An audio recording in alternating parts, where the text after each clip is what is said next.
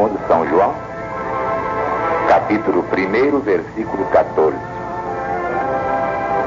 E o Verbo se fez carne e habitou entre nós, cheio de graça e de verdade.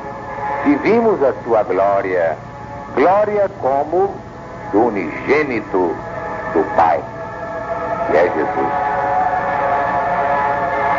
Já vimos, meus amigos, meus irmãos,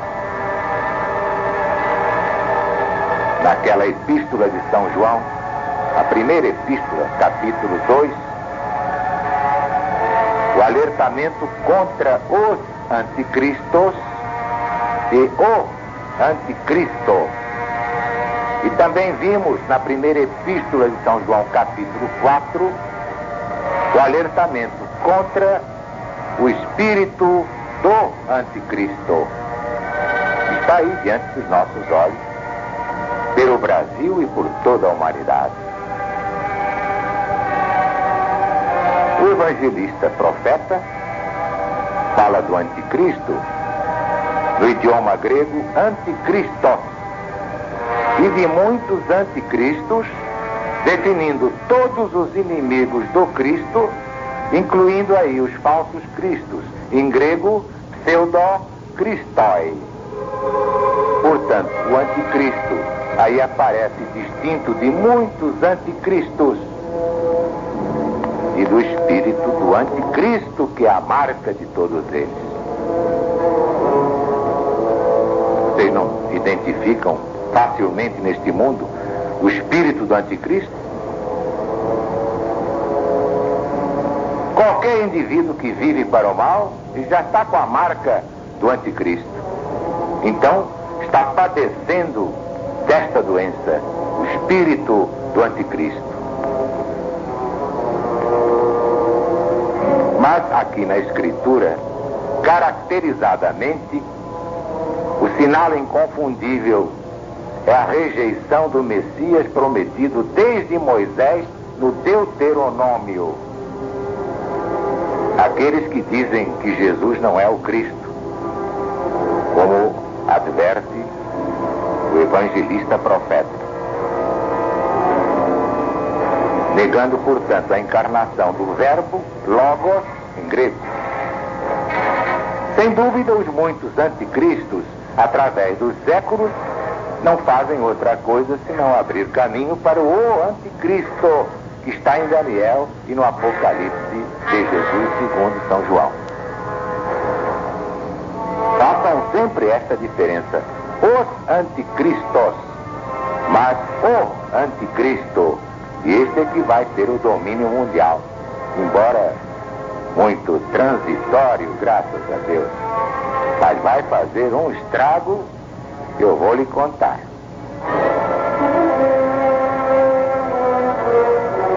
Mas é o que nós vamos ver, comprovando que o testemunho de Jesus é o espírito de profecia. Antes, é claro, devo salientar que o próprio Jesus deixou sobre o anticristo uma profecia impressionante, que está no seu Evangelho, segundo São João, capítulo 5, versículo 43.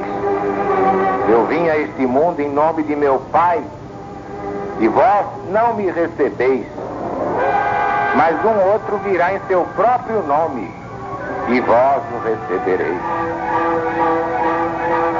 Parece incrível, mas isso está acontecendo.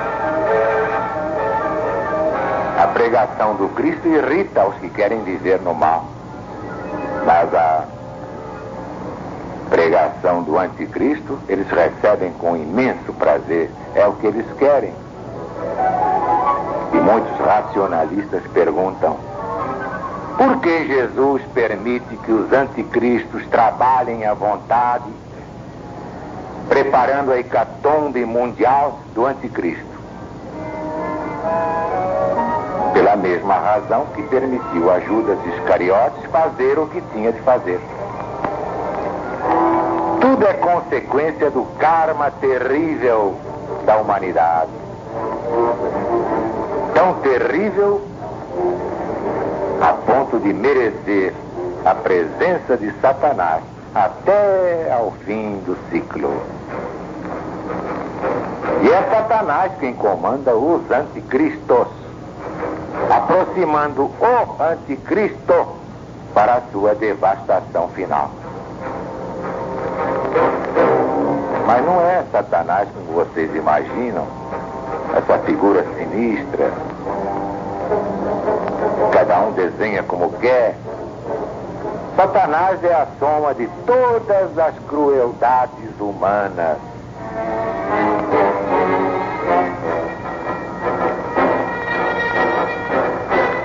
Quando a maldade humana aumenta, aumenta a força de Satanás. Quando diminui a maldade humana, a força de Satanás diminui.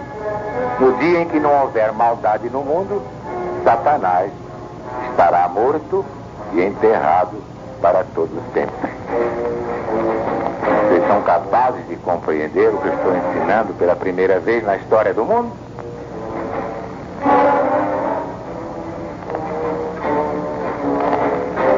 Mas é por tudo isso que as maldades humanas foram enquadradas nos 3 ais do Apocalipse. Ai dos habitantes da terra, ai dos habitantes da terra, ai dos habitantes da terra. Vocês todos se lembram desses 3 ais do Apocalipse? A maior mensagem dos milênios, ela está em rotação diária, em translação diária, no programa Alcírios Haroldo, por ordem do Cristo.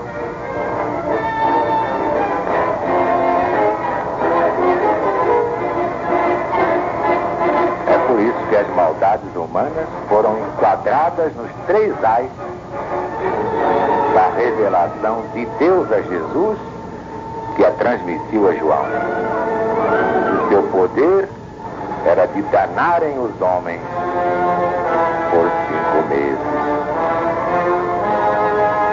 E tinham sobre si um rei, o anjo do abismo, que em hebraico se chama Abaddon, em grego Apollyon, que significa o exterminador. É já passado um ai.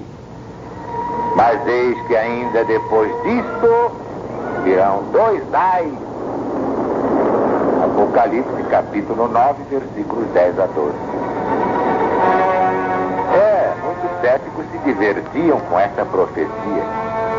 Mas quando os ais se transformam em guerras mundiais, quando a dor ensina a pensar e gemer, surgem os grandes depoimentos como aquele de Bernard Shaw. Confesso que depois de ter estudado a terra e os homens durante 70 anos, não vejo outro remédio para a miséria do mundo, senão o caminho do Cristo.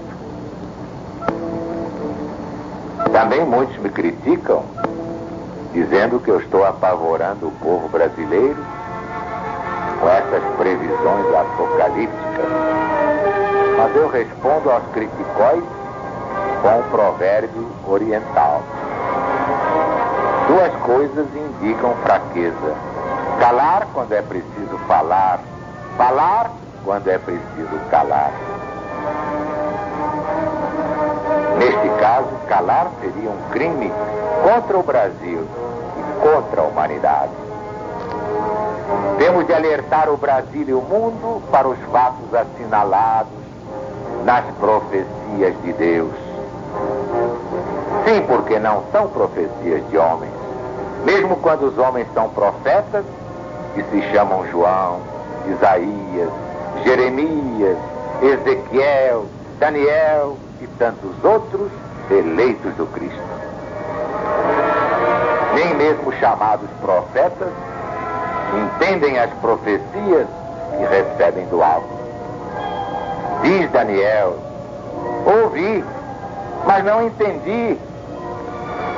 E o mesmo dizem todos os outros, que são meros instrumentos nas mãos do onipotente, onisciente, onipresente, nosso Criador e Pai. Deus está presente. Viva Jesus em nossos corações, Padre!